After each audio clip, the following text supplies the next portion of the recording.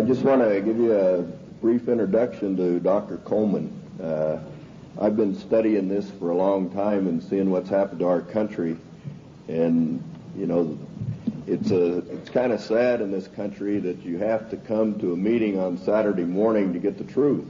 You can't turn on the television because you sure don't get the truth there. So we sure appreciate everybody coming out, but in order to do that, I ran across Dr. Coleman's work, and when you've studied this and looked for the truth, and it's a pleasure to find somebody like Dr. Coleman that'll bring you to a new level of what the real truth, who's really behind what's going on in this country.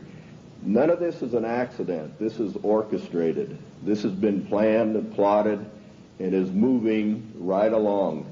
And if the only thing that you can do is be informed and learn what's going on, who's really behind it. And nobody does that better than Dr. Coleman. He's an author of 3 books. He has a table back here. I recommend that you look through his material. It'll bring you to a new level of information as to what's going on in the country as well as the world. And this is the only country left that stands between the country as we know it, or the world as we know it, and the New World Order, which will drastically change everybody's lives, as Dr. Coleman will tell you. But the big difference between Dr. Coleman and some of the other speakers is he's been in most of the places that we're talking about. He's been in Lebanon, Brazil, France, Italy, Spain, England, South Africa, and all over the U.S. And he did this, in his work. He has first-hand experience with most of the things that are going on here. He studied 5 years in the British Museum in London, also in the Cain Museum in Egypt, where he did research on the Black Plague. And, if you study his work or read his work on AIDS, I think it'll shock most of you.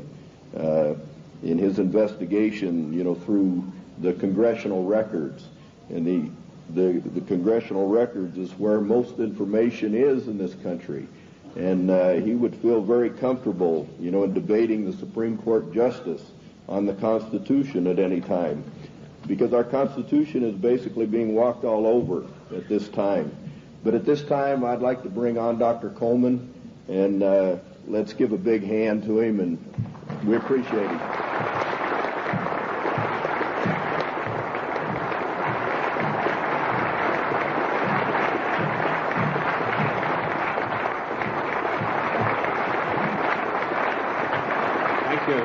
Thank you.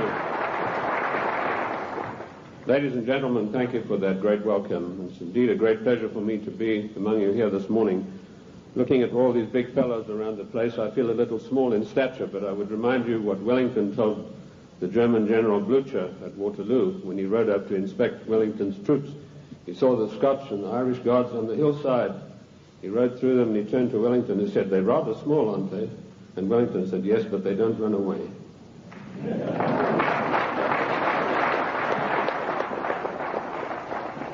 Ladies and gentlemen, I bring you a message of hope, not fear. A message that I hope will galvanize us all into much needed action. The problem is quite simple. Anarchy and chaos prevails in Washington, D.C.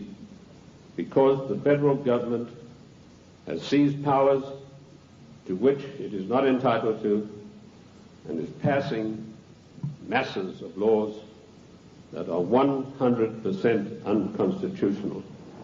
And when you get men setting themselves up as greater than the Constitution of the United States, you get anarchy and eventually tyranny.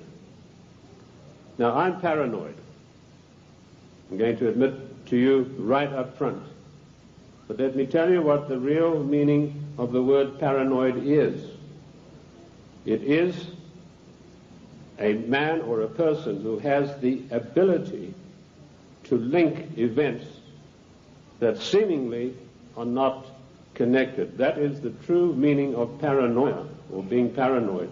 Of course, it's been used by our enemies the socialists, the Marxists, the liberals, the so-called progressives, to smear us. How many times haven't I heard it said of me, that fellow's paranoid? Yes, I'm glad to admit it, because I have the ability to connect events that are seemingly unconnected. And when you do that, you begin to arrive at the truth. It's taken me 25 years to come to the conclusions that I have come to. And I want to tell you that one of the biggest things I discovered in my work was the existence of a supranational committee composed of 300 men.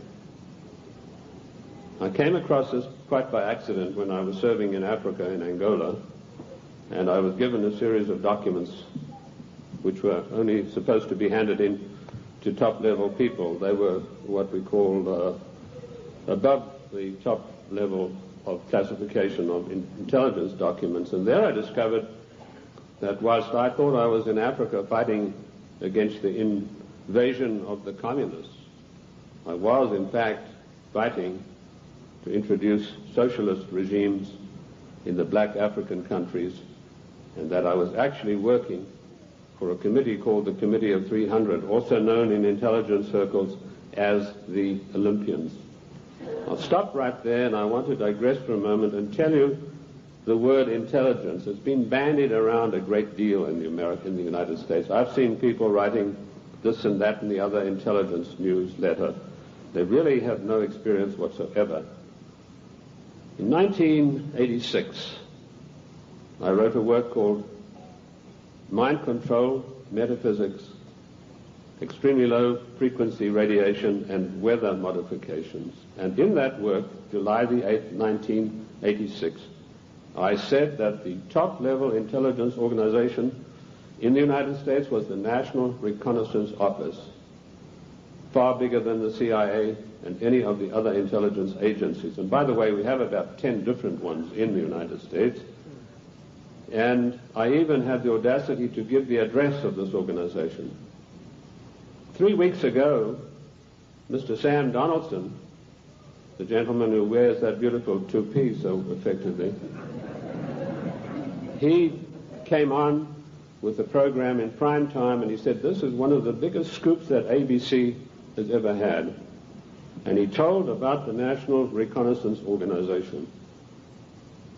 The exact same thing that I published 8 years earlier. I tell you this to set the stage so that you'll understand I do have some experience and that I know that of which I speak. You know, the American people are somewhat like the Irish. I'm sure you've heard the story of the Irishman who got shipwrecked, and after many days he was washed up on an island, and as he staggered along the beach, some people came out of the trees waving spears, and he said to them, is there a government here? And they said, yes. He said, well, then I'm against it.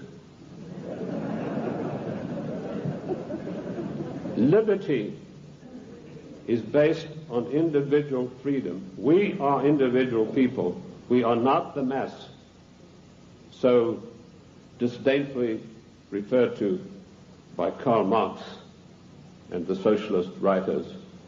We objected to a tax of a penny a pound on tea when King George of the Venetian Party of the North, now that's probably the first time you've heard that expression. It took me 5 years of digging in the British Museum in London, which I consider to be the finest repository of knowledge in the world, to come up with that name. That was what the party of King George was called, and we'll come to the reason for that. But our colonists said, we're not going to pay this penny a pound on tea. Today, we are being driven on our knees by a tyrannical government which is imposing all sorts of taxes upon us, and worse than that, trammeling on and tramping on the Constitution of the United States of America, which is the second greatest document in the world next to the Bible. And if we could rebel against the mighty powers of King George III, the most potent force in the world at that time. Then, ladies and gentlemen, it is time that we rebelled against a federal government that is trammeling the Constitution underfoot every day of the week.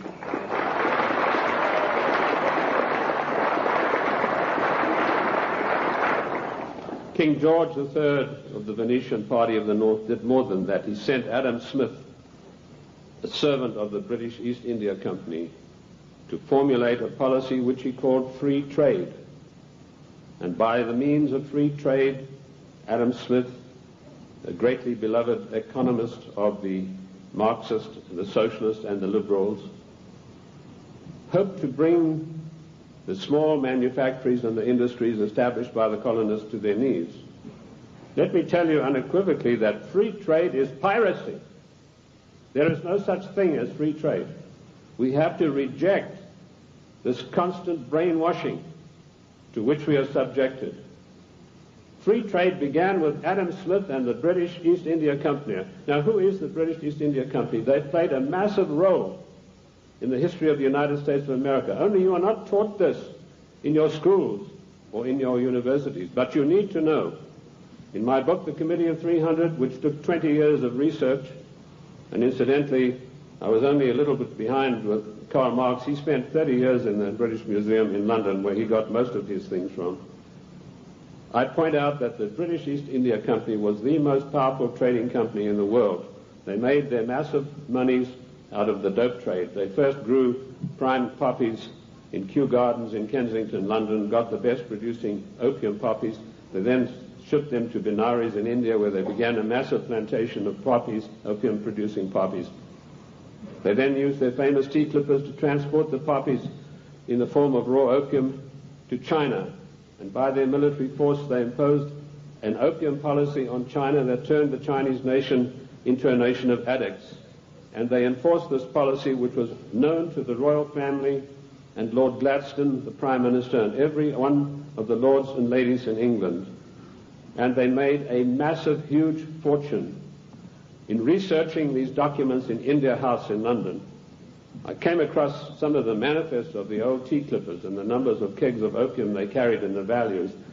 And I totaled up these things, and I found to my astonishment that if we took 1970 as an optimum year for profits in General Motors and Ford, in 1 year, the opium trade with China was 3 times the profits of the combined profits of Ford and General Motors in 1970. And this was shared by 300 people. That was the committee that ran the British East India Company. They all had equal voting rights. They could not outvote each other, and of course they were sworn to secrecy. The descendants of the British East India Company today run the United States. And I will hope to prove my thesis as we go along. They also interfered in the development of the United States on every occasion. They armed the Indians, they armed the people against the settlers who were pushing west. They ran the Hudson's Bay Company. They also ran so-called mission stations in China and got these missionaries who were really not missionaries at all to push opium on the Chinese. And I remember a conversation with the late Gamal Abdel Nasser of Egypt, Prime Minister of Egypt, President of Egypt, and Mohammed Eichel, one of the top journalists, with Chow En-lai. And Chow En-lai told him, he said, you know, the Americans and the British made China a nation of opium addicts, and now with the Vietnam War, it's our turn. We are going to make the Americans a nation of opium addicts. So you can see the influence, the evil, baleful influence of the British East India Company upon the great nation of the United States of America. They were the ones who financed the war. They put up the money for the British troops to buy the Hessian mercenaries and to fight the colonists. Those brave 3%, let me remind you that only 3% of the people took arms and stood up against the mighty army of King George III. We are 3% here this morning, but that's enough for us to withstand the mighty force of the federal government of the United States of America.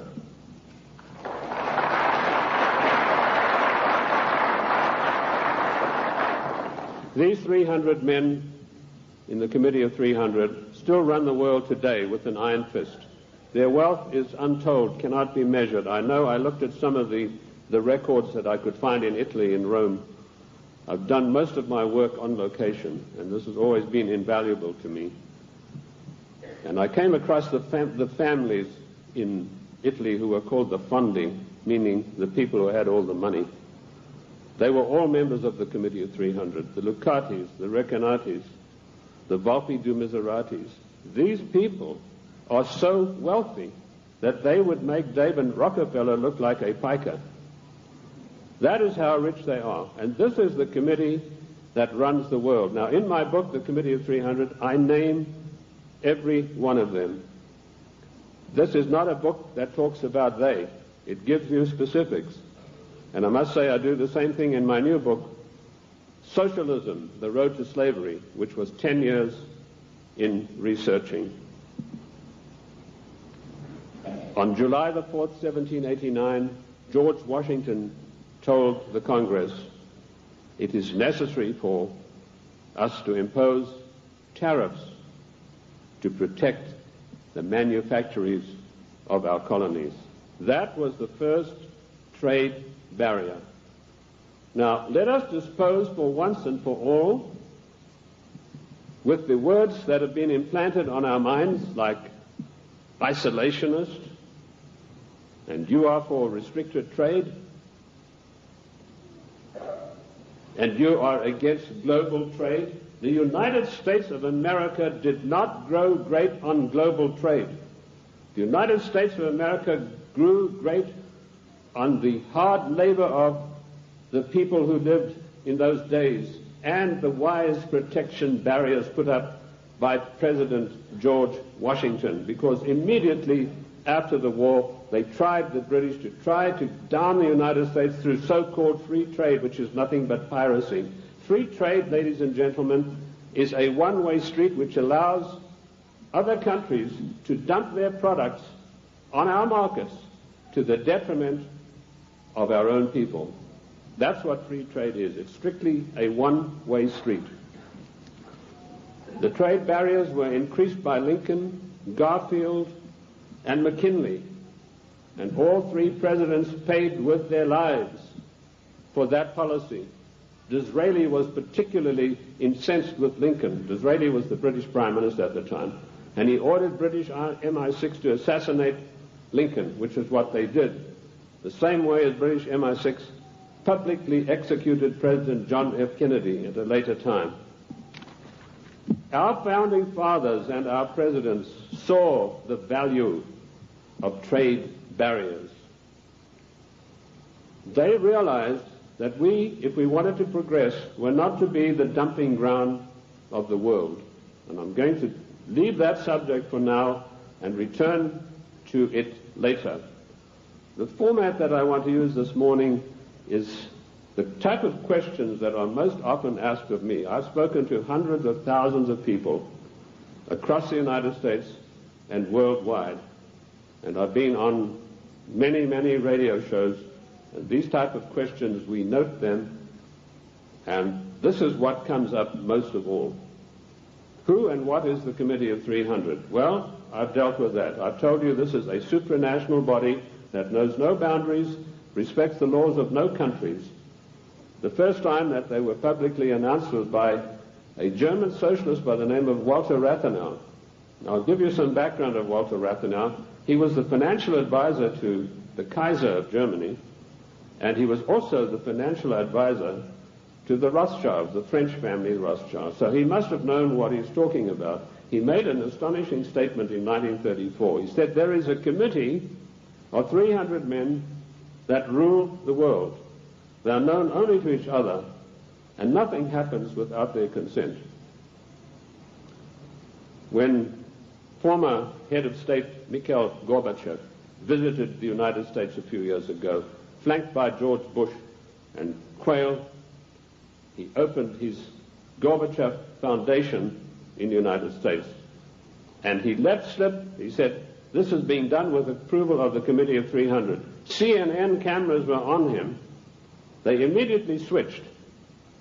Now, I wrote to CNN and I said, could I have a transcript of this program, which they said was available.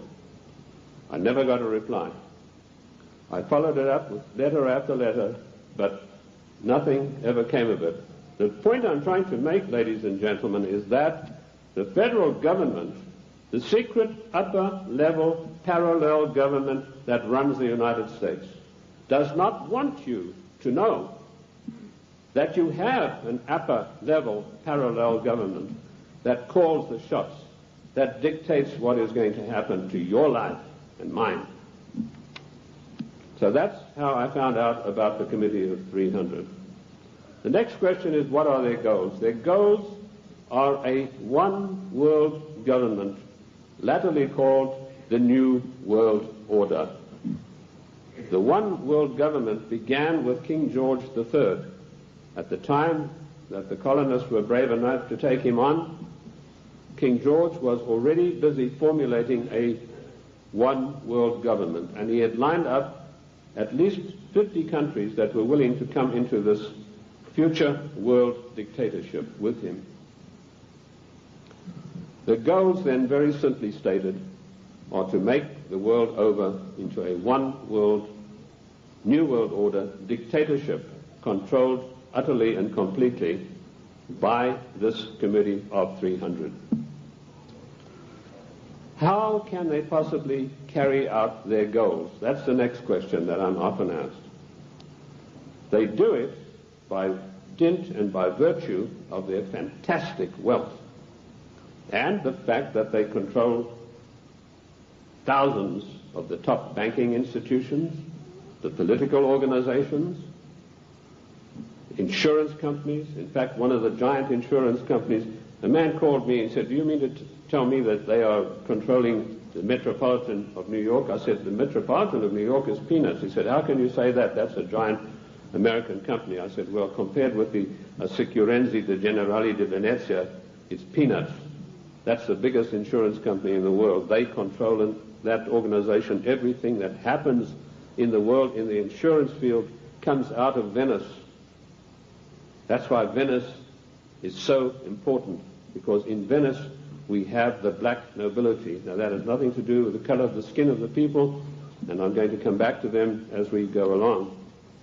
So the goals are a one-world dictatorship of the most brutal kind, and how they carry it out is they have these interface banks, insurance companies, mining conglomerates, every conceivable control in politics, including the Democrat Party of the United States, which is, of course, since 1980 behind closed doors at a secret caucus in Washington, D.C. The Democrat hierarchy took on the goals of the old Socialist Party USA, i.e. based upon the Communist Manifesto of 1848.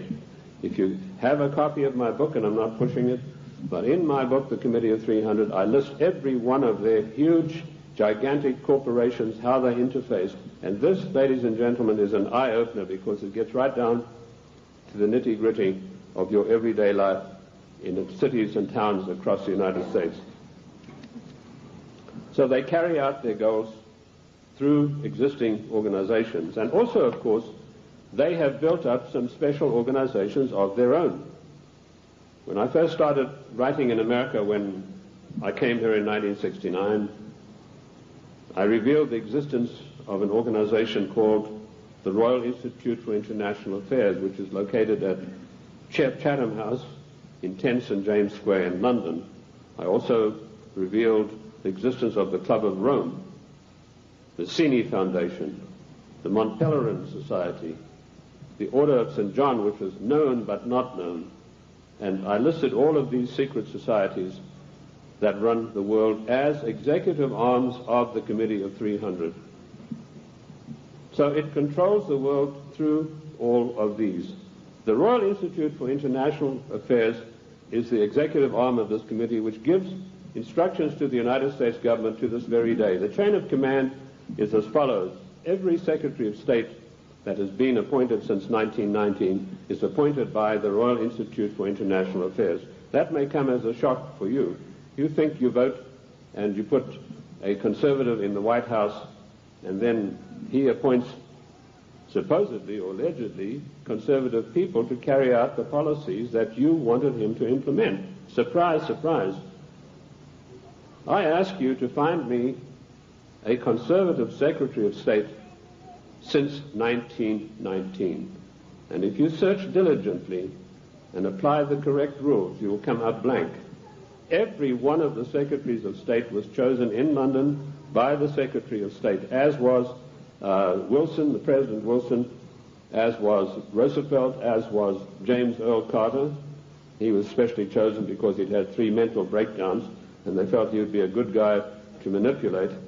Oh, I'm talking facts. I'll tell you the story of that. In my World in Review news magazine, I wrote that, James, I'm digressing a bit here, but it's necessary to do that now and then. It's not a sign of a bad speaker, although I don't put any laurels around my own neck. But James Earl Carter was not a known entity in the American scene.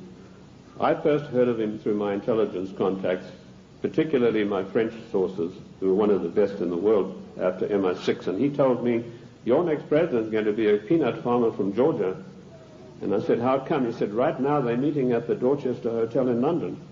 And if you get your fanny over there, he said, you'll find that there's a lot of goings on you might like to look at. And lo and behold, that's what was happening. The Royal Institute for International Affairs had ordered David Rockefeller to find a candidate who was totally weak, preferably a little mentally weak. And they put one of the greatest brainwashing specialists in the world, trained by the Tavistock Institute for Human Relations, Dr. Peter Bourne, on the job. And he said, it's funny you should say that. One of my patients is a guy from Georgia, James Earl Carter, and this guy can't take rejection, and he's been to me 3 times for a nervous breakdown. So they hiked Carter over to London and feted him at the Dorchester Hotel, which is a very ritzy place. And they feted him and wined and dined him, and the next thing we saw, Time, Newsweek, every newspaper in the country, James Earl Carter. Now we, in our little magazine, World in Review, we told those of our subscribers, this man is your next president. We also did exactly the same thing with William Jefferson Clinton, because we had the story of the Club of Rome. We knew who Agnelli was. We knew that Agnelli had had a huge love affair with Mrs. Pamela Harriman, and that Mrs. Pamela Harriman was the doyen of the Democrat Party, and Mrs. Harriman had been given the task of finding the next president of the United States, a socialist. And she picked up Clinton and said, you're our boy. But there's one snag. Clinton went up there brushing his forelock back, said, well, you know, there's one problem. My wife's left me. So Mrs. Harriman was dumbfounded. She said, well, you better give it back in a hurry. And he said, no, she doesn't want to come back to me because of my tryst with other women. That's how he put it.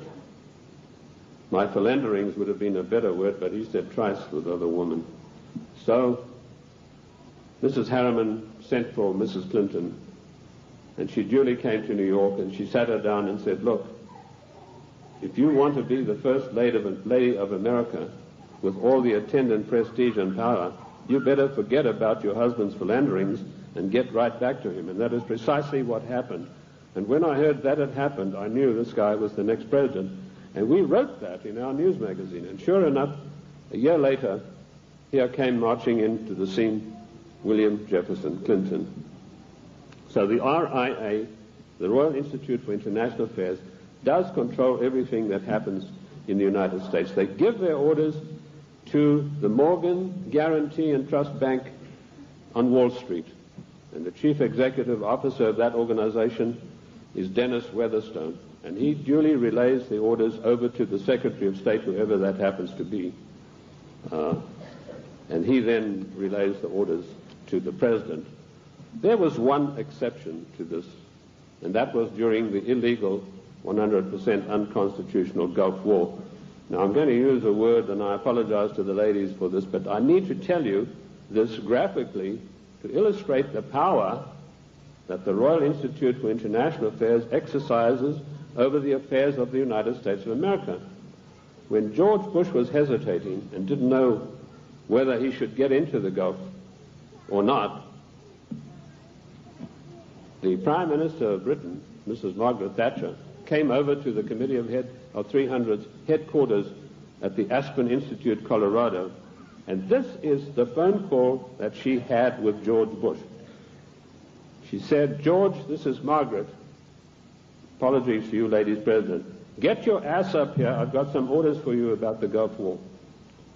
And Bush went scurrying up there like a little messenger boy, and the next thing we know, there was this massive outpouring of propaganda to start a war against the nation of Iran, a nation that had never done this country one iota of harm. I use those illustrations in order to give you the extent of the control that is exercised by this Committee of 300. There are many other societies that are operating for the RIIA. The Illuminati, which has been around for many, many years. I've written a work called The Illuminati in America, 1784 to 1994. A lot of people think this is an ancient secret society that's gone away. They think that Adam Weishaupt had a quarrel with the Catholic Church and that's it. Don't you believe it? 13 of the top families in the United States are in the Illuminati today, and they have a big say on everything that happens politically in this country. Then we have the Society of Cincinnati, which I don't think many of you will have heard about.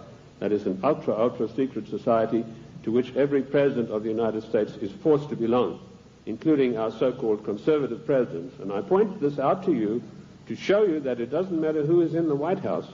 This Committee of 300, through the Royal Institute for International Affairs, through the Council on Foreign Relations, exercises complete control. But their strongest arm is called the Club of Rome. Now, when I first heard of the Club of Rome in 1969, I immediately began my investigation. And as Ken told you, all of my investigations have been done on location. Every one of them. The Club of Rome is one of the most insidious, baneful organizations in existence today, which has done intolerable, immeasurable harm to the United States of America. This Committee of 300 told a man called Aurelio Pecchi to form this Club of Rome with the main object of bringing down the industries and the agricultural development of the United States. He immediately wrote a paper in which he said there are too many people on the earth and that the United States, with its industrial development, its agricultural development, is responsible for this curse of overpopulation. And he picked up the documentation for his work from Lord Bertrand Russell, a senior statesman of the Committee of 300. And Lord Bertrand Russell had written a work called The Impact of Science on Society. And if you can ever secure a copy of that book, which I doubt you'll be able to get, you will see in there that he said the world is grossly overpopulated and we have to get rid of at least half of the world's population, and it doesn't matter how we do it. So the Club of Rome was instituted and organized to start an attack on the world's population using the United States as the whipping boy. And they came up with a paper called the Zero Growth Post-Industrial Plan for Industry and Agriculture for the United States of America. 3 days after that plan was accepted as official United States policy by James Earl Carter, I was able to, through my intelligence people, get a copy of this insidious document. Basically what it said was that the middle class in the United States of America had to be destroyed because in the coming push to a world order, the middle class would be the stumbling block, because history had shown that the peasant class in ancient days, when they had revolted, were just easily crushed. There was no resistance. But now had grown a new super class of people in the United States called the middle class, who had long-term employment, who had job security, who were well paid, who could afford to buy the products that were made by the United States and didn't need to buy products from China or anywhere else. And the Club of Rome post-industrial zero-growth paper said this has got to stop. We have to bring down the middle class of the United States. And the way that we will do this, the way that we will accomplish this task, is by crushing their industries. In 1980, based on this report, I wrote a small work, a booklet, called The Death of the United States Steel Industry. And in that I told of a French aristocrat by the name of Etienne Davignon, and I'm sure there's not a single steel worker in America out of a job who's ever heard of this man's name. But they put this aristocrat onto the job of destroying first the steel industry. In my book in 1980, I said that by 1985 we would have silent blast furnaces. The rolling mills would be stopped. There would be no more shipbuilding. We'd have thousands of skilled workers who'd passed the skills of their trade down for generations, who were forever dispossessed of their jobs. If you go to the northeast United States today, ladies and gentlemen, and I've just been up in Cleveland where I had a very good radio address I gave there, you will find that what I said in 1980 has unhappily come to pass.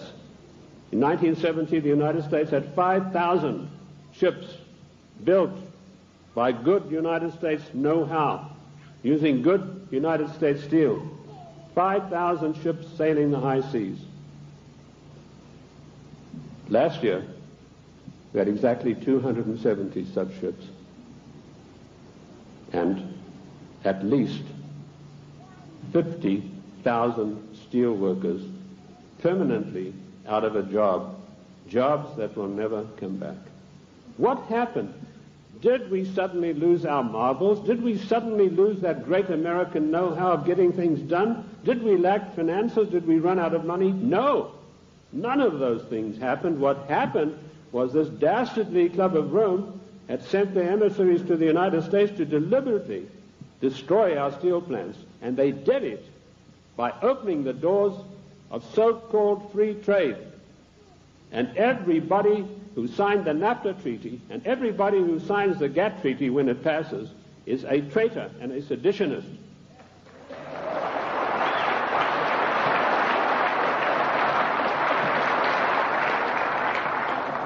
Our mighty steel industry is destroyed. Our shipyards are silent. Our skilled workers are permanently without a job. And if you don't believe me, get the report of the Club of Rome. You know, when I came out in 1969 with my report on the Club of Rome, nobody had ever heard of it. And people, when they got it, said, "Oh, this guy's paranoid. There's no such organization. It's probably something to do with the Catholic Church." Well, surprise, surprise, 25 years later, last year, the Club of Rome celebrated its celebratory anniversary, and Alexander King, its chairman, stated, "The American people henceforth must get used to the idea that they will never, ever again in their lifetime have full employment." What a scandalous thing that our government is fully cooperating with this organization built up by the Royal Institute for International Affairs to destroy the middle class of the United States and to add to the policies of global genocide. And that brings me to the next question. What is the Global 2000? Once again, when I heard about this policy, it was 3 days after it had been accepted by the United States government as its official policy. And the Global 2000 was a blueprint for mass genocide produced by the Club of Rome. Basically, what the Global 2000 calls for is the destruction of half of the world's population by the year 2050. Hence the title 2000. They built a case based on Bertrand Russell and H.G. Wells' findings that the world was going to be overpopulated, would be a terrible place to live in. That was picked up by a fellow called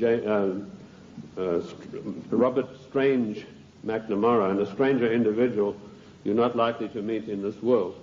And this fellow had a conference of all the leading bankers about 12 years ago, and he said the biggest menace facing the world today is the American middle class and overpopulation. He linked the two together. And he said, by the year 2050, this is the state of the world. All of these unfed, unwashed people, no jobs. He said, do we want to live in a world like that? So the Global 2000 was a genocidal plan to take care of the people of the United States who don't have any jobs and who, like Alexander King said, are never going to get their jobs back, and the masses of people in other nations. That is why we had the sudden appearance of AIDS.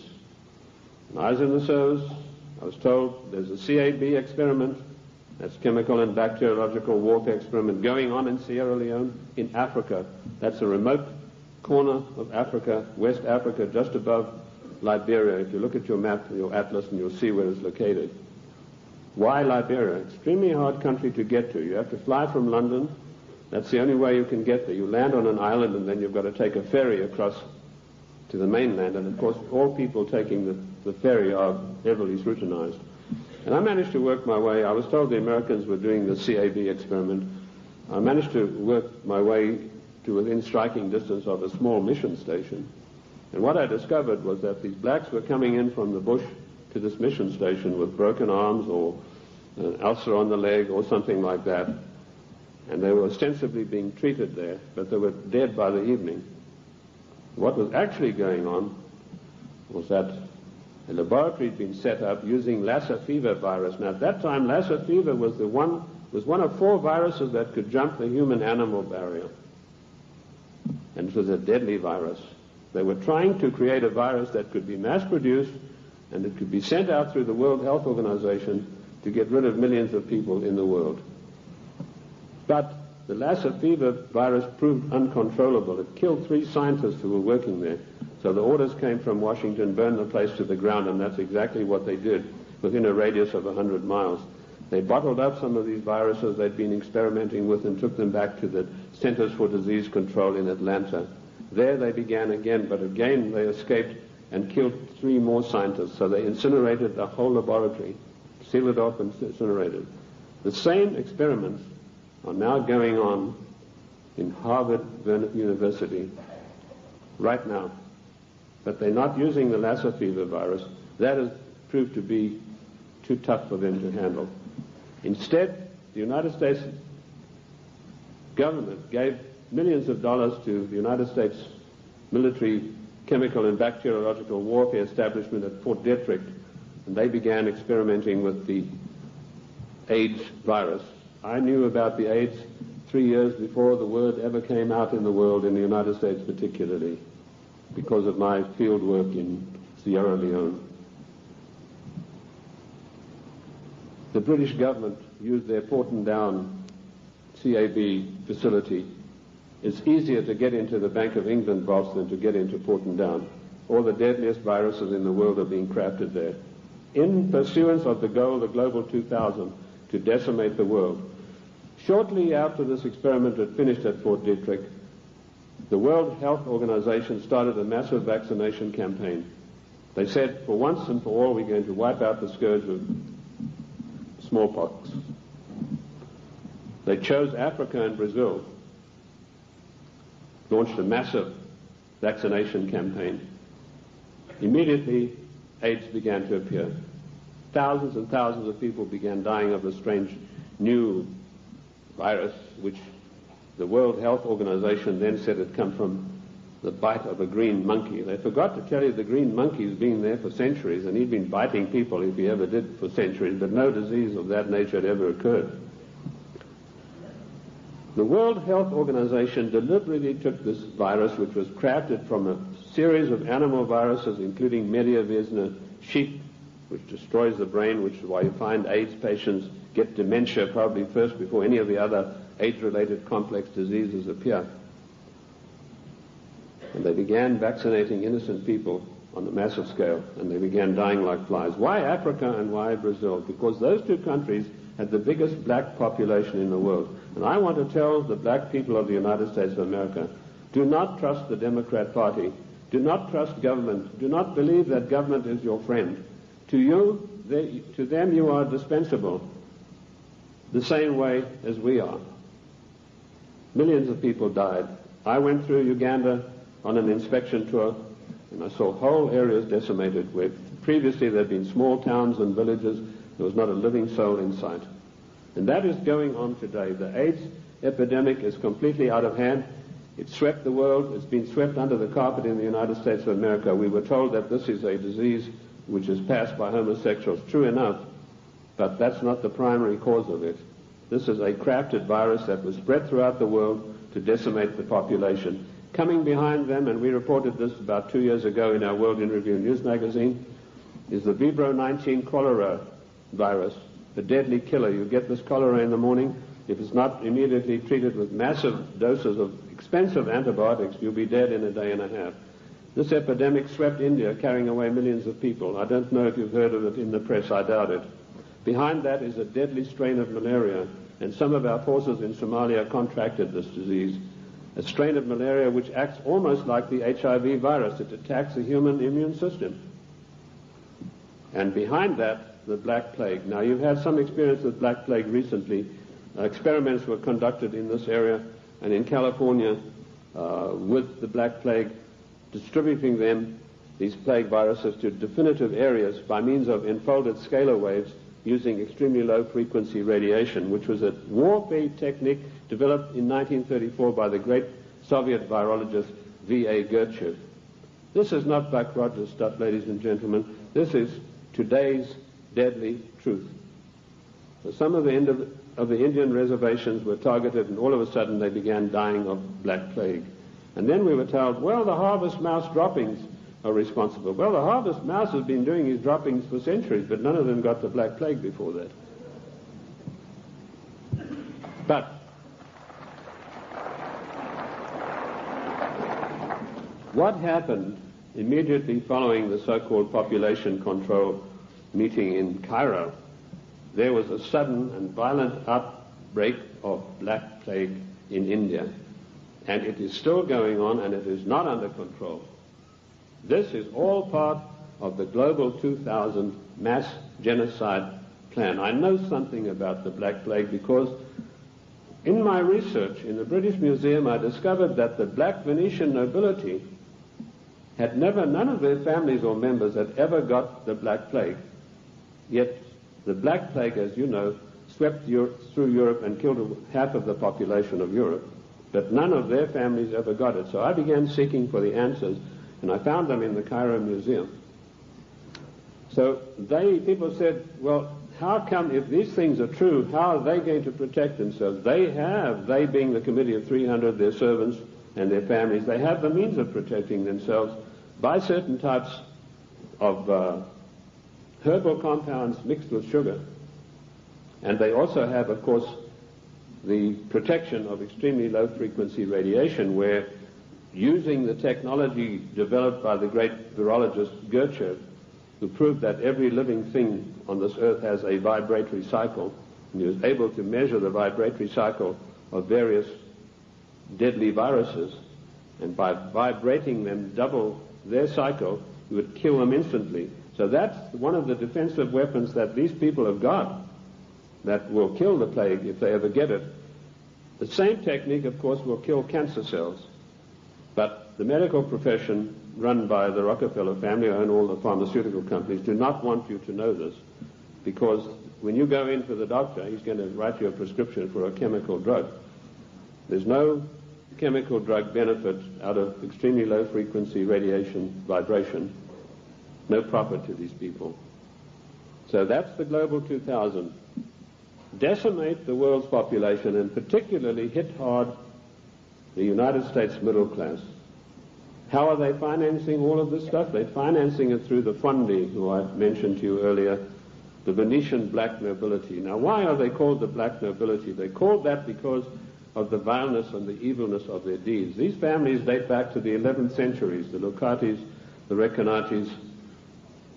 They were called, and the Guelphs, by the way, I'll come to them, they're particularly interesting.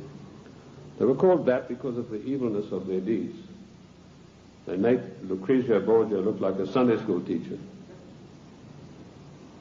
They had so much money, which is the outcome of the drug trade, the years of investing, the years of gaining control of every mining, mineral, gold, oil, natural resource of the world, that they can afford to finance these things. So the black nobility are the ancient aristocrats of Venice and Genoa, and they called that because of the nature of their deeds. The black Guelphs were one of the worst of them.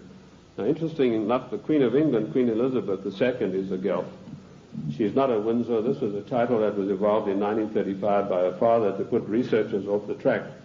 I like to include myself in that category, although I wasn't doing it then. I was much too young to be doing it, but he didn't like that certain people were getting hot on the track of who this royal family actually was, and so this was put out that they are the House of Windsor. They are not. They're the House of Guelph, and it's important for us to know that, because every time there's a financial crisis, it follows a meeting of the black Guelphs upon the Royal Britannia yacht of the Queen of England, which anchors off the coast of Venice, and all the world bankers meet over there and say, now this is what we're going to do to country X, this is how we're going to control this worldwide situation, and then they go off and give their orders to everybody.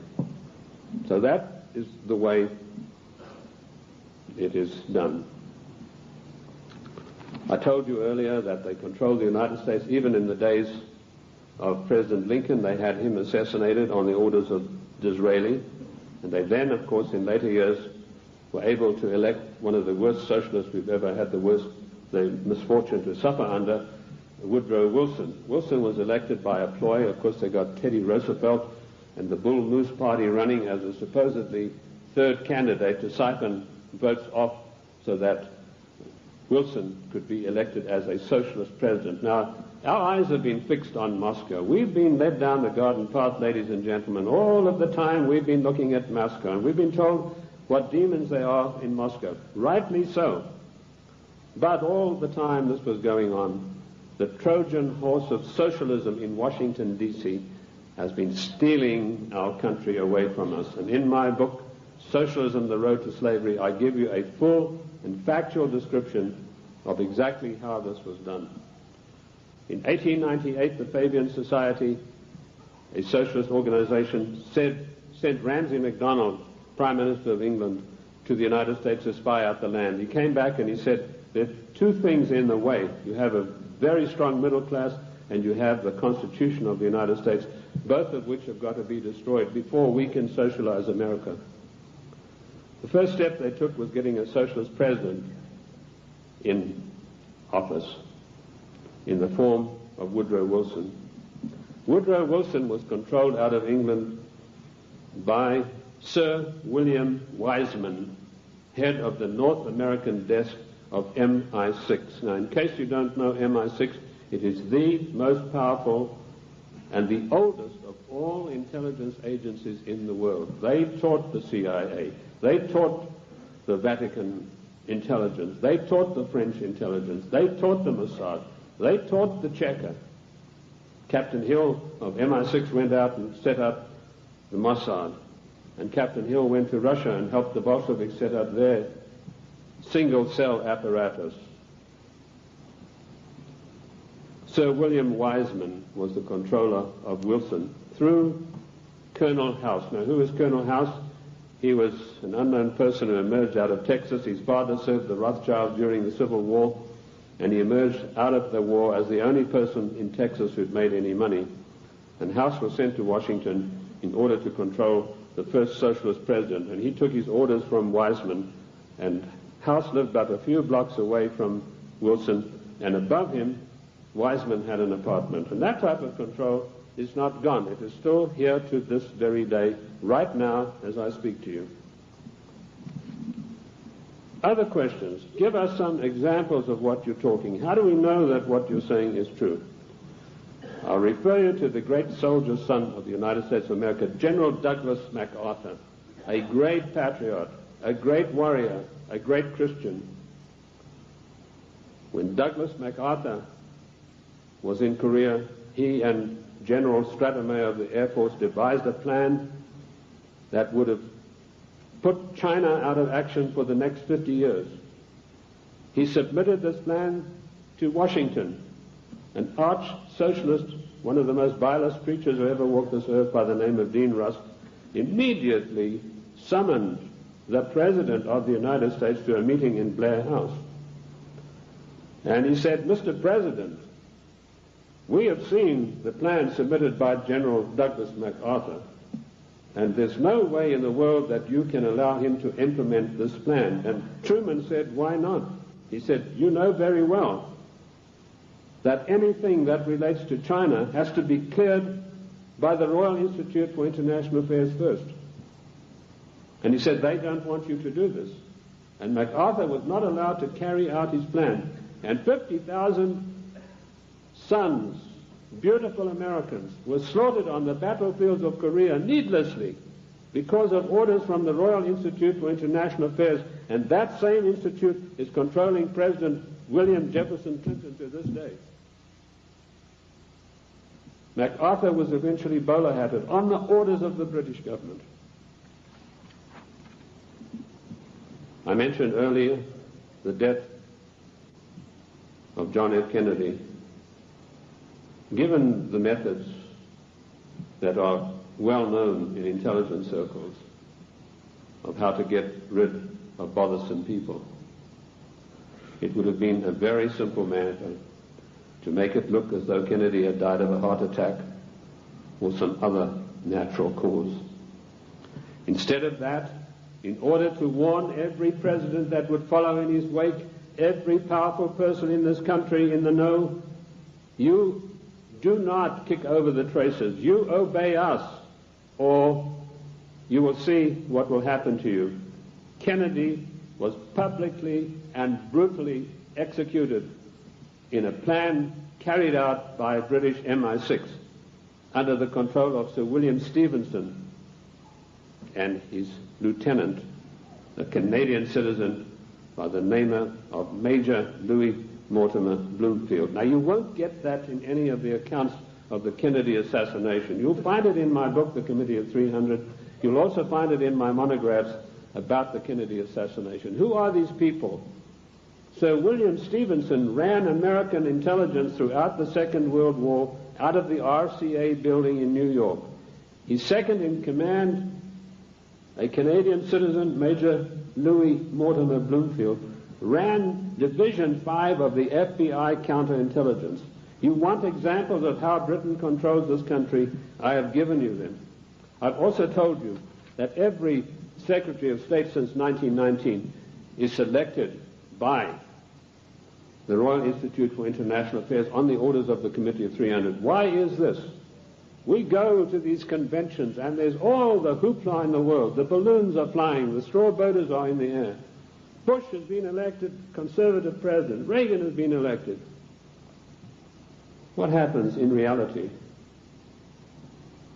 The Secretary of State, who's charged with carrying out the policies, subverts each and every one of them.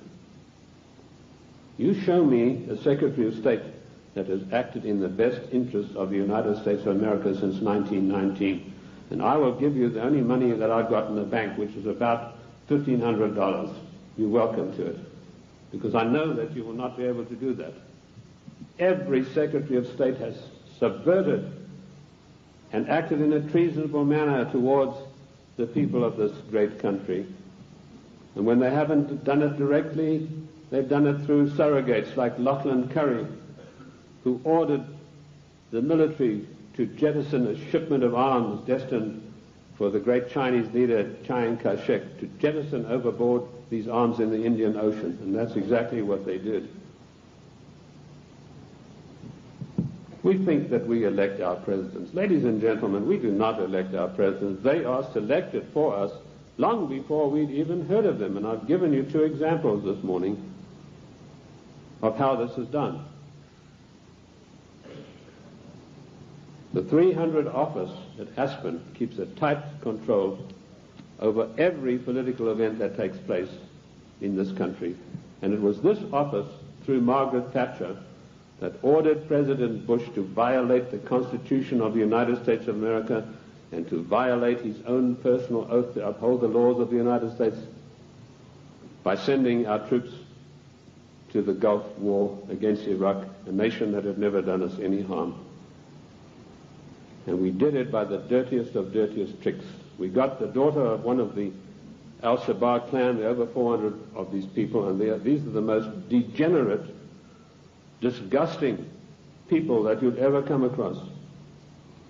The ruler has 140 wives. He doesn't have them all at the same time. When he gets tired of one, he says, I divorce thee 3 times, and she's gone. When the Iraqi troops came in there and they turned it over to the Red Cross in Geneva, 140 marriage certificates. This is the man that your sons and your daughters are propping up today in Kuwait in a most illegal manner, in violation of the Constitution of the United States of America. And Bush did a Texas two-step around the Constitution. He did not get the mandatory declaration of war. I'm not a lawyer, but I've studied the annals of Congress, the congressional globes, and the congressional records for 25 years. And in those pages will be found more wisdom, more in-depth information about the Constitution than you'll ever get from any law school. Anyway, most of the law schools have professors far to the left of Marx, and they don't know anything much about the Constitution. I talked to a few people, one lawyer in Congress, I said, what do you know about the Constitution? Well, I got 1 semester of law when I was at law school, and in that was something about the Constitution. Our Constitution is not even taught in the United States school system. Isn't that an utter shame and a resounding disgrace? Bush sent the troops.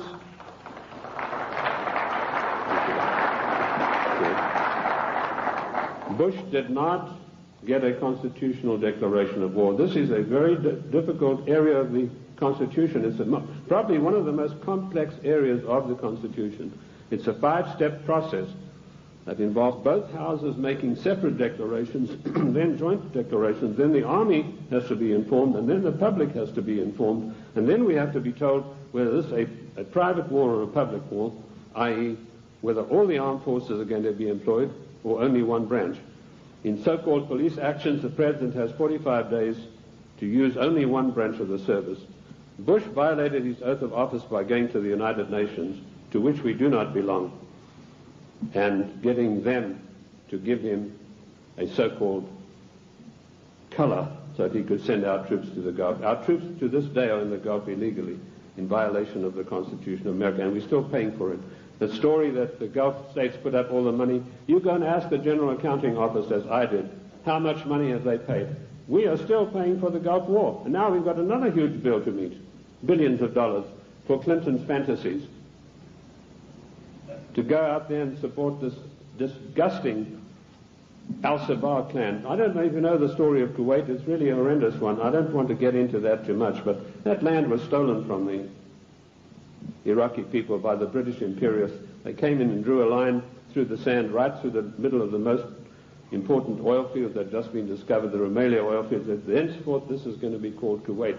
And they brought up these tame sheikhs from Bahrain and put them in as the rulers.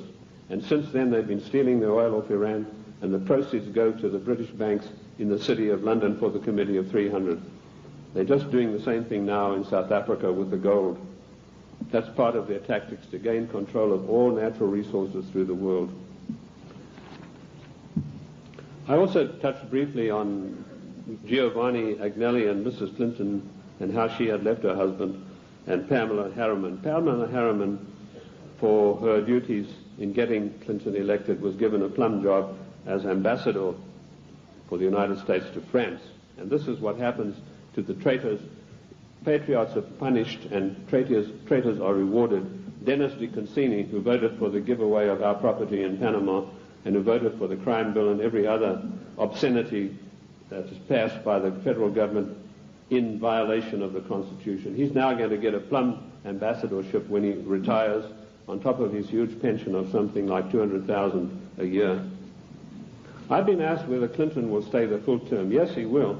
Clinton will stay the full term because he's been given a job to do, and that is to pass certain far-reaching socialist measures. And he's been very successful in doing that with the help of so-called Republicans.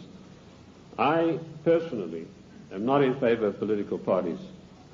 I'm like George Washington. He said, political parties are baneful, and in the long run they are harmful. What happened in NAFTA?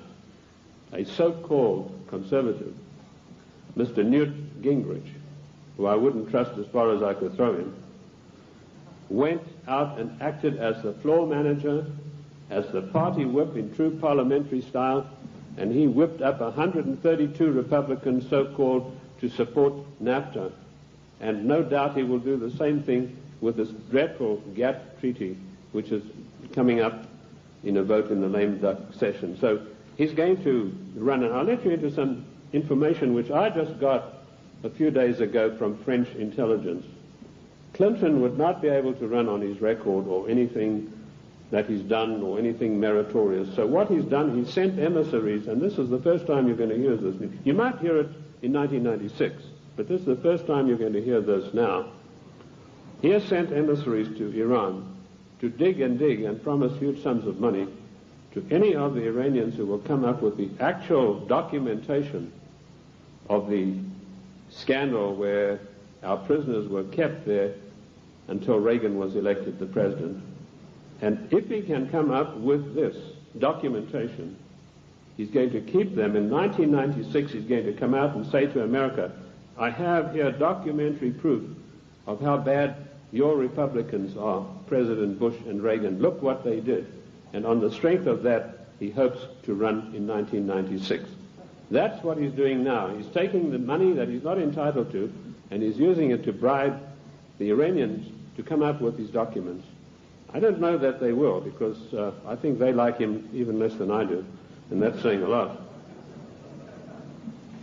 What is the Clinton agenda? Clinton has been instructed to socialize America, and let me tell you that the enemy in Washington is more to be feared than the enemy in Moscow. I've said this for years. What does socialism do? It forces changes upon people that they do not want and do not ask for. And we've seen how dangerous that is when we look at the programs that were supposedly programs invented by the United States government and by the presidents. A man called Stuart Chase, an arch-Fabian socialist, wrote a book called A New Deal.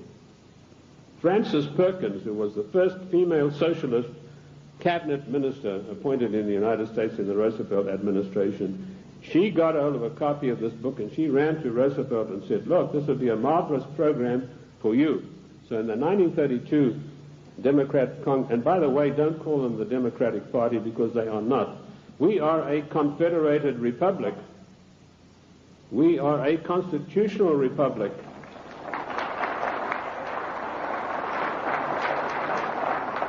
In a confederated constitutional republic, you cannot have a Democratic Party. You can have a Democrat Party, and that's what we should start calling them. But she ran up, and Roosevelt was so enamored with this deal that in 1932 they hastily changed their platform, and he came out and announced his New Deal, which is a verbatim, word-for-word program taken from Stuart Chase's book, Socialism, A New Deal. Then when Kennedy came along, he adopted as a wonderful new program called The New Frontier. That just happened to be a book written by Henry Wallace, another Fabian socialist writer. Word for word, The New Frontier was co-opted as Kennedy's program. Then when Johnson came along, he came out and started talking about the Great Society. Now, what was the Great Society program? It was another Fabian socialist book written by another fellow called Graham Wallace, no relation to the first Wallace, name spelled differently. So here we have three presidents of the United States following an outright course of socializing the United States of America. And of course, every president, including Reagan and Bush, has continued along those lines. And what do we have? Our Social Security. That was called the Beveridge Plan. In 1942, when Britain had its back to the wall, was losing hands down to the German armies in France, they needed something to buck up the population. So Sir William Beveridge came along with this plan. He said, we're going to abolish poverty in Great Britain. and they started this beverage plan, which is the basis of our socialist social security plan. Note, I said socialist social security plan. That's how we got it. It was co-opted directly from the beverage plan, very eagerly embraced by Roosevelt. Socialism is a failure. Lenin was once asked, what is socialism? And he said, socialism, he said, no, he was, sorry, I got the story wrong. He was asked, what is communism? And he said, communism is socialism in a hurry. And we have creeping socialism in this country today, which has nowhere to go but to communism. In the New World Order, one world government. That is the direction that William Jefferson Clinton is pushing this country as hard as he can go. And GATT is an integral part of that. The socialist policies of England failed miserably. They got the great Professor Harold Lasky of the London School of Economics.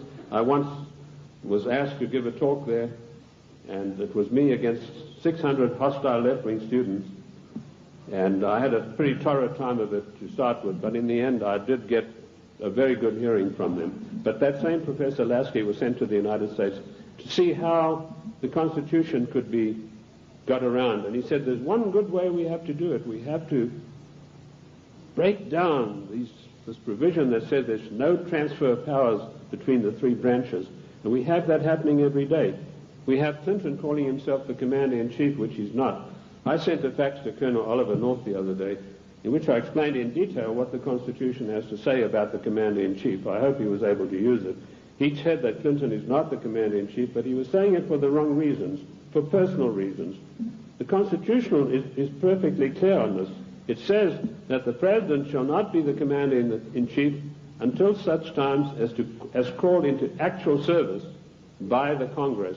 And in my studies I came across this proviso that could only happen after a careful 5-step declaration of war mandated by the Constitution. And that is the sum and substance of the President's war-making powers. Unfortunately for us, during the time of the Civil War, Lincoln got the Congress to give him the power of habeas corpus, which is a privilege, by the way, not a right. And he was able to do things that were monstrous, which would never have been done. Why Clinton is telling everybody he's the Commander-in-Chief, it's not out of ignorance, as I pointed out to Colonel North in my fax. It's a deliberate, carefully crafted plan to get the people of the United States used to the idea that he is actually the Commander-in-Chief. And I tell you, he is not. The Constitution says he is not, and I can give you chapter and verse. Because should there a time come when he wants to take some drastic kind of action, he can then get Congress controlled by the Democrats, even a lame duck Congress, to give him the power of suspension of habeas corpus, and can say, as Commander-in-Chief of the United States Armed Forces, I hereby order XYZ to happen.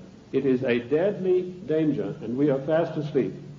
I tried to alert Colonel North to exactly what's going on about the so-called Commander-in-Chief, and I only hope that he will put it to good use, because I do not have the same forum that he does. Anyway, socialism is a total failure.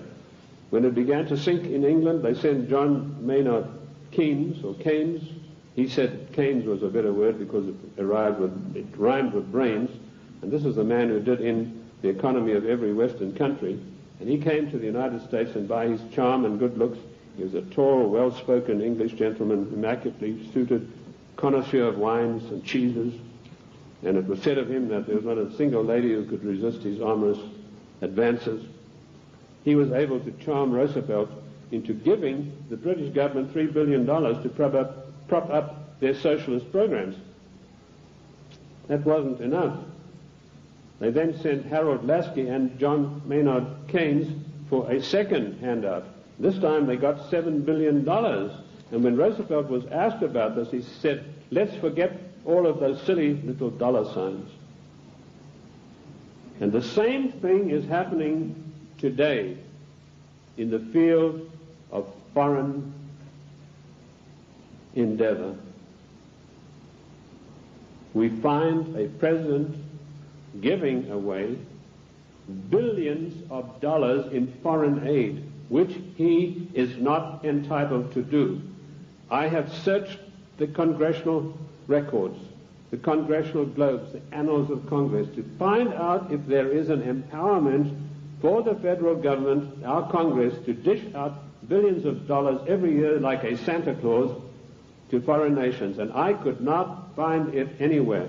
And where the Constitution is silent on a provision, it means it is a prohibition of that provision. What I did find was that when President Monroe was trying to get us involved in Latin America, he tried to get some money sent down there. And the Congress stood on its hind legs and said, this is a matter that's out of your purview. This is a matter for the Congress, and we deny you foreign aid because it's not constitutional.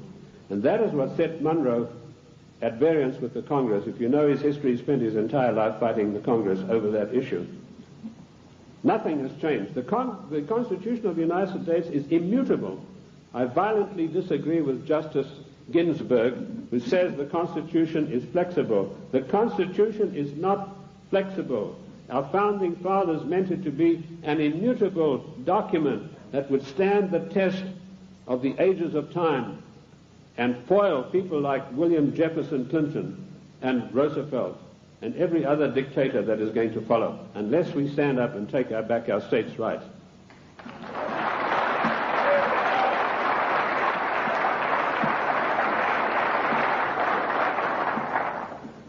What is the political future of the United States? I told you that we have been forced into a one-world government, new world order, by the use of the word democracy and by the use of the word global trade and free trade. There is no such thing as free trade. The United States made itself great by its own manufacturing abilities. We had our people fully employed.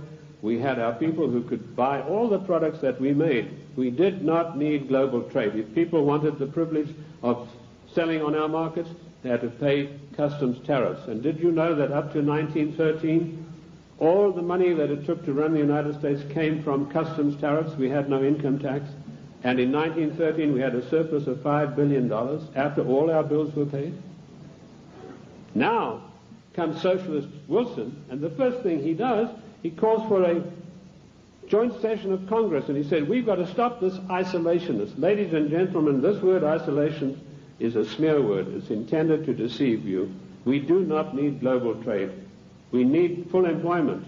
We need our people back in full-paying jobs. We need our industries revitalized. We have today 40 million unemployed Americans, and Alexander King has stated the policy of the Club of Rome, followed slavishly by William Jefferson Clinton. Americans can forget about full employment in the future forever. 40 million, those are the real figures. We have 25 million people underemployed, people with great skills who are acting as doormen in hotels, flipping hamburgers, for God's sake. These people, and they talk, Mr. whatever his name is, Reich or whatever it is, he says, oh, the Clinton administration has created 2 million new jobs. Well, I don't like to pick on his size, but I think it's gone to his head, if you get the drift of my meaning. There's no 2 million jobs of any magnitude being created. He's talking about makeshift jobs. We have the biggest underpaid, underemployment class in the world today, and we have the middle class totally destroyed by the socialist administration, and Clinton is hand in glove with him and going along with him as fast as he can go. We have become the dumping ground for the world's products, and that has put our people out of jobs, reduced our standard of living, the object of the exercise being that one day we shall be no better than a third world country as far as our standard of living. Take the shoe industry. In 1950, only 4% of shoes sold in America were imported shoes. Every president that came along knocked down the tariffs against shoes, imported shoes. Today you have China, Taiwan, Malaysia. 84% of shoes sold in America come from those countries, which means a total unemployment in the shoe industry of this country of over 250,000 people. Isn't that a scandal and a disgrace? That we open our doors and allow these people who we subsidize with foreign aid to come back and dump their products and put our people out of work. In future, historians are going to say, this was the maddest nation on earth to allow this insidious war to be waged against them. And that's what it is, ladies and gentlemen. This is a war to the death for the United States of America.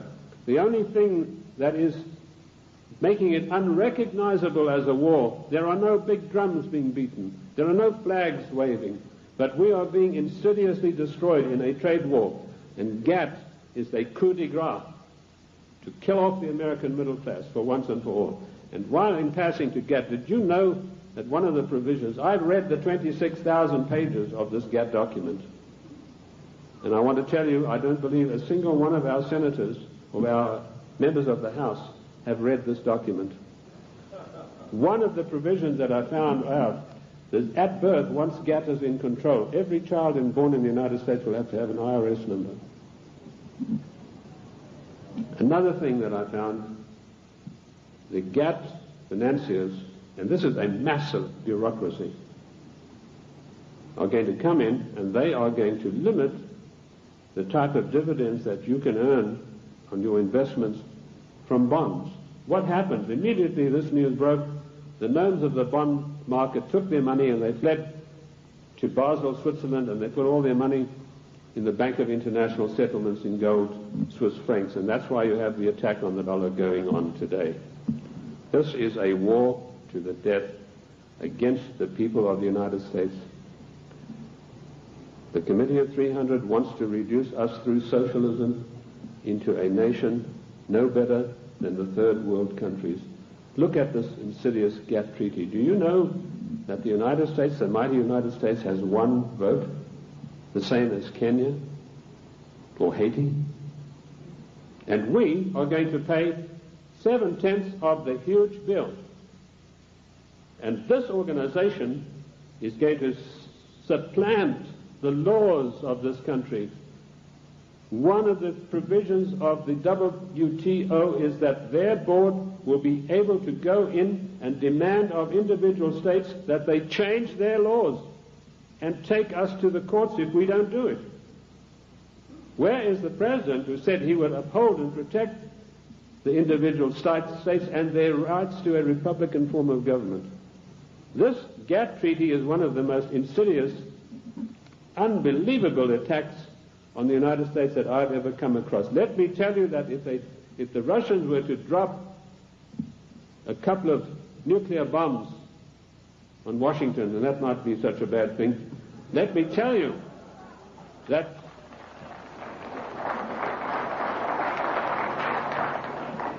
they could never hope to do the damage that GATT is going to do. Ladies and gentlemen, you have to marshal every one of your resources. This GATT treaty has got to be fully debated. Once before, twice before, we were forced by the one world government, new world order into far-reaching situations that affected the national life and the character of our people without a national debate.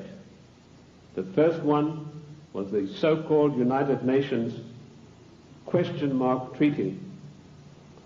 In 1946, this treaty was forced through the Senate by an exercise of arbitrary power. Arbitrary power is forbidden by the Constitution. Yet you have Comrade Dictator Mitchell, the leader of the Senate, saying he's going to allow about 2 days to debate GATT, which is 26,000 pages of documents. That is an exercise of arbitrary power. If we had any men of guts in the Senate, so-called conservatives, they would walk out en masse and say, we are not taking part in this effort to denigrate and destroy the Constitution of the United States of America. And you can imagine what an effect that would have.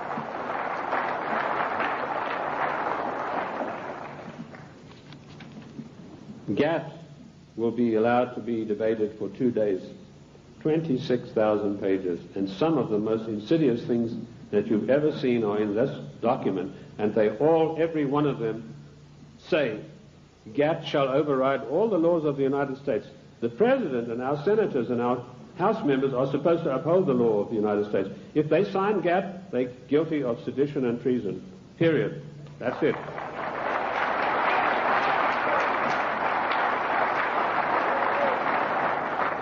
This came as a natural outflow of the United Nations Treaty. I found there that 5 senators, listen to this for a disgrace, ladies and gentlemen, 5 senators actually read this United Nations document. Again, it was 53,000 pages long. 5 senators, and they had 3 days to read this document, and it was then rammed down the people of the United States. I want to tell you that we do not belong to the United Nations. One of the greatest constitutional scholars it was ever my great pleasure to speak with was the late Senator Sam Ervin, who told me there's no way under the noonday sun that we could ever have joined in the United Nations. We did not join the United Nations, and we do not belong to it now. I've written a little work called Is the United States a Member of the United Nations? And you'll find in there I give you chapter and verse constitutionally why we cannot be. 1965 we had another national calamity without a national debate. The Democrats reformed immigration. Now notice, every time some far-reaching thing happens, then the socialists come along with the reform. It's to reform health, which, by the way, Lenin said a national health plan is the arch of socialism. So now you know where Clinton got his national health program from. He took it straight out of the Communist Manifesto of 1848. They were not satisfied with immigration as it was. The bulk of the people came from those who were related to the Jeffersons, the George Washingtons, the Davy Crockett's. They were not satisfied with that. Without a national debate, without asking the people of this country by your leave, the Democrats in 1965 forced through an Immigration Reform Act that totally changed the face of the United States and will totally change us. And one of the architects of that was the same Dean Rusk, the swine who stopped MacArthur from bombing the Chinese back to the Stone Age, and, of course, Nicholas Katzenbach. I want to give you some statistics. Now, people have accused me, they said, you are a racist. First of all, the word racist is a very modern smear word. If you look in the dictionaries in 1919 onwards, it did not exist. What they really mean to say is you are a racialist, i.e. a person who's proud of your race. I'm not saying this against any group, any nationality. I want to show you how the socialists, without our permission, without a national agenda, without a national debate, will change the face of the United States. In 1984, the people from traditional immigration stock made up 74% of the total population. By the year 2080, less than 100 years from now, we will make up 39.5% of the population. And it goes on. The Hispanics were 9.4 in 1980. They'll be 15.4. The Asians, 2.4, will be 13.3 of the population. In other words, the traditional Americans of the Davy Crockett, George Washington, the people Monroe said would make a real contribution to America, will be in the distinct minority. And this is thanks to the Democrat Party, who in 1965, without by your leave of the people, changed the rules. And now they've got us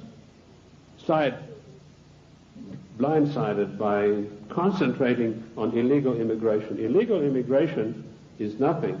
That's a small problem. The legal immigration that was authorized in 1965 without your permission, that's where the big problem lies. These statistics were provided to me by a man called Lee Bouvier, who was one of the leading advisors to the former INS official. And of course we know that abortion is another way in which the population is being diminished. I have challenged judges all across the country to show me in the United States Constitution, where is their provision for abortion? And I've yet to see. Oh, they say in the Fourth Amendment. Don't you believe it? The Fourth Amendment has nothing to do. It doesn't mention the word abortion. And where a word is not mentioned in the Constitution, it is a prohibition of that word. There's no such thing as free choice. This is a communist doctrine brought to this country by a woman called Madame Calonte. Madame Calonte you've probably never heard of, but she is the inventor, the author and the finisher of NOW and NARL and abortion. It's all in my book, Socialism, The Road to Slavery. Where do we stand now?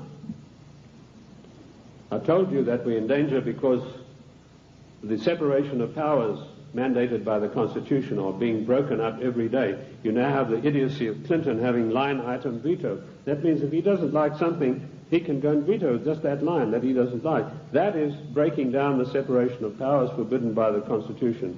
Also meddling in trade. The President has no right to be meddling in any treaty whatsoever. That is strictly for the House according to the Constitution of the United States. And I dealt with the Commander-in-Chief situation already. We need to understand the seriousness of the Commander-in-Chief. Lincoln said that if we allow this title, he said, we are then putting presidents where kings stood. And he said one of the most hated powers of kings was their ability to make war at any whim that came to their mind. And if we do not stop this Commander-in-Chief nonsense with Clinton, that's where we're going to find ourselves. We are already there with Haiti, and we are already there with our troops being sent to Kuwait. I want to tell you that the cost of the Middle East peace so far, to you, the American taxpayers, is $38 billion, and the clock is still running. Jordan was given $4 billion to sign this treaty. The other nations have been guaranteed credits and all sorts of things that will bring up the total to $38 billion for this so-called peace accord in the Middle East to come about. Of course, it's doomed to failure, but that doesn't matter. In the meantime, it makes the President of the United States look good. We need to understand something. I told you today there's anarchy and chaos in Washington. That is because the United States government is a government of strictly limited empowerment. It cannot just willy-nilly go making bills. For a measure to be introduced into the House, it has to be in consonance with or in pursuance of something already in the Constitution. If it is not, it is unconstitutional. And I've looked at 3,000 bills passed in recent years, and every one of them are unconstitutional because they were new things that some lighter-than-air incendiary fairy-head liberal said, well, I'm going to introduce this into the Congress. I'm going to have this law passed, like Dinah Swinstein's 19 assault rifles banned. There's nothing in the Constitution that would allow her to do that. Specifically, the 10th Amendment is very, very precise, and I can quote you 54 instances where this is mentioned in the Annals of Congress, the Congressional Records and Globes. The 10th Amendment is a restriction on the federal government. Our founding fathers were very frightened to give unlimited powers to the federal government. Daniel Webster said we must cage them like a lion, must not give them unlimited powers. It is a government of limited powers, but particularly the 18 Amendments. And just to make sure that the federal government would understand this, in the 18th Amendment, there's a little title that's very important. It says they can only do things that are necessary and proper.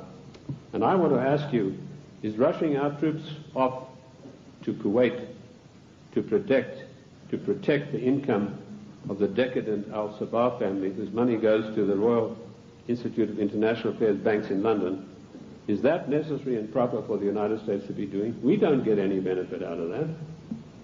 No. The 18th Amendment, necessary and proper. The 10th Amendment, the police powers of health, education, and police protection are entirely reserved for the states. And I can quote you 48 court cases from the Annals of Congress, from the statements made by the Founding Fathers. Those powers were never surrendered to the federal government. Therefore, the federal government has no business interfering in health matters, national health plan, no business interfering in crime bills, that's a matter for the states, and no business interfering particularly with the Second Amendment. I was in New York the other day on a radio program, and a very irritated, angry lady said she was a professor of law from Columbia. She came in on the program and she said, "You don't know what you're talking about." She said, it's not a right to bear arms. I told her exactly what it was. And she said, well, if that's true, then voting is a right. I said, no, voting has never been a right. The only rights and the only civil rights we got are found in the Fifth Amendment. And that's all. Forget the 1868 Act. That was done when the United States, the southern states, were under occupation. They were occupied countries. Forget Nicholas Katzenbach's 1964 Civil Rights Act. The only civil rights we've got are those contained in the Fifth Amendment. And health, education, and police powers belong to the states. Mrs. Swinstein has no right passing a bill classifying 19 types of assault weapons. What is an assault weapon anyway? Any gun is an assault weapon. That's what you use guns for. You use it to shoot people or animals or protect yourself. Any gun is an assault weapon. A knife is an assault weapon. You know, now they have this poor, almost idiot Brady running around the country. They're using him shamefully to push for gun control. This man doesn't know whether he's Arthur or Martha at the moment. This is not an issue of gun control. This is an assault on the Constitution of the United States of America in total. You cannot take one part of the Constitution and attack it and exclude the others. And this is what it is. It is an attack upon the Constitution of the United States of America.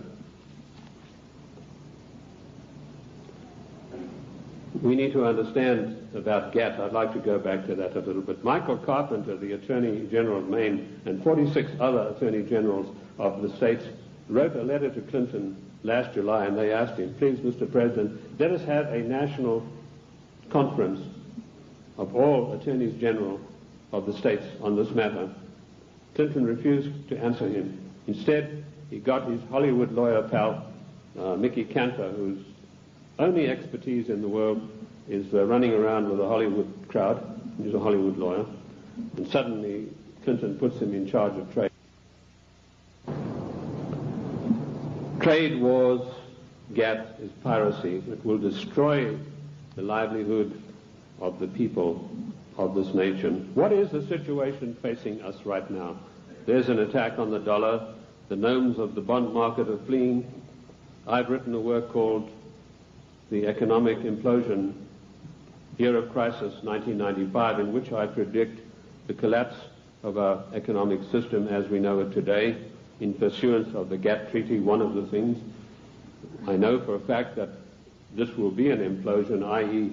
our system will collapse on the ground of which it now stands. It's not going to be an explosion that will scatter everything. And we know that GATT will come in and say how much you can get for your interest. They will also put the International Monetary Fund in charge of our finances, and banking in this country will be in the control of 5 major banks.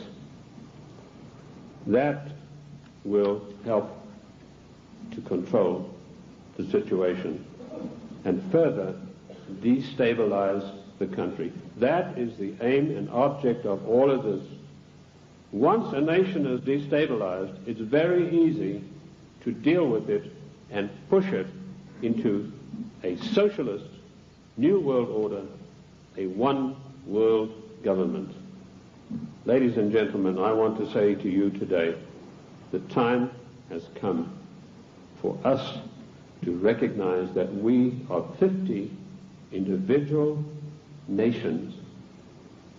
We have all the rights of an individual nation. We gave only limited empowerments to the federal government. They have grossly, flagrantly violated the concord that we have with them. Therefore, we, the masters, have the right to go to Washington and tell them, the servants, henceforth this concordat is severed, unless we understand from today all of these unconstitutional measures will be rolled back and a new system will come into being. The Federal Reserve Bank, that private enterprise bank, will be put out of business.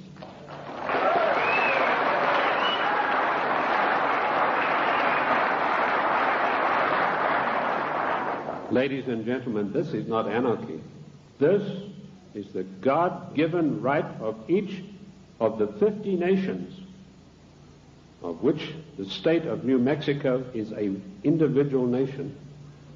We are the only entity in the entire world that has a legal document that allows us to dissolve the federal government without resorting to violence and bloodshed.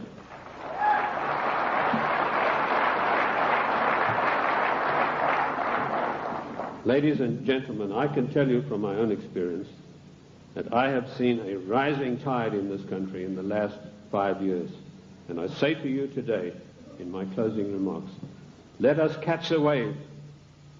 My own plan is to form an organization, a foundation, if I can get people with money to back me, where I will teach what I've learned from the Constitution, what I've gleaned from the annals of Congress, the Congressional Globes, and the Congressional, to maybe 100 educators, lawyers, if you will, other people who are interested. Teach them what I know, which is enough for them to confound the Chief Justice of the Supreme Court of the United States, not to mention those fairy heads we have in the House and Senate.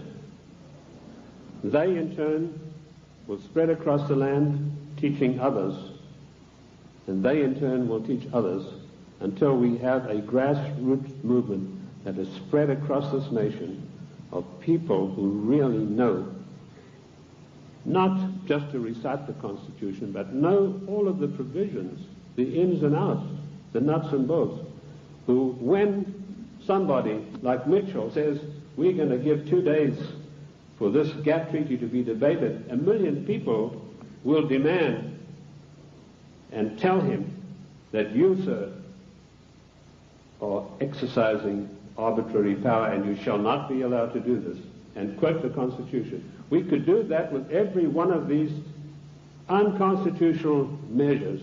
It is the federal government that is creating anarchy, not we, the people. Thank you, ladies and gentlemen. Thank you. Thank you. Thank you. Thank you. Thank you. Thank you.